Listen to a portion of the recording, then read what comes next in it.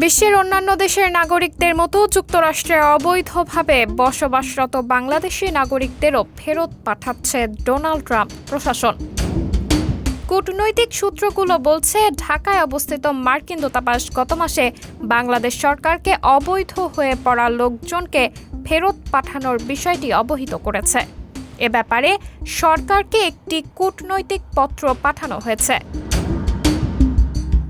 তবে দেশটিতে অবৈধ হয়ে পড়া বাংলাদেশের নাগরিকদের সংখ্যা কত আর কবে থেকে তাদের ফেরত পাঠানোর প্রক্রিয়া শুরু হবে তা জানায়নি মার্কিন দূতাবাস।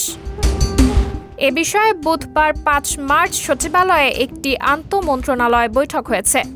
এতে সভাপতিত্ব করেন স্বরাষ্ট্র উপদেষ্টা জাহাঙ্গীর আলম চৌধুরী।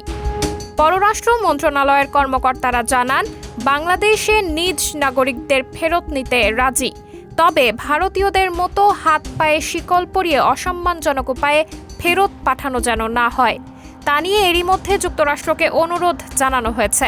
তারাও চায় না বাংলাদেশের ক্ষেত্রে এমন কিছু করতে। সাবরিনা জলিল, সবার কথা।